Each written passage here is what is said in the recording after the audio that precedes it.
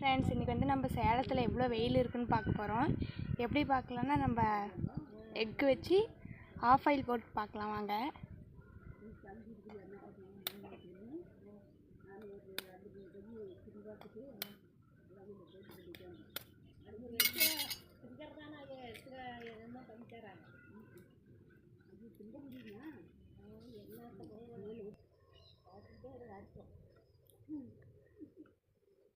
பார்க்கலாம் எவ்வளோ நேரத்தில் வேகுன்னு.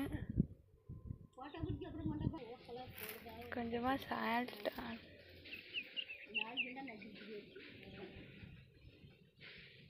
மணி நேரம் ஆயிடுச்சு ஃப்ரெண்ட்ஸ். பாருங்கள் எப்படி இருக்குன்னு.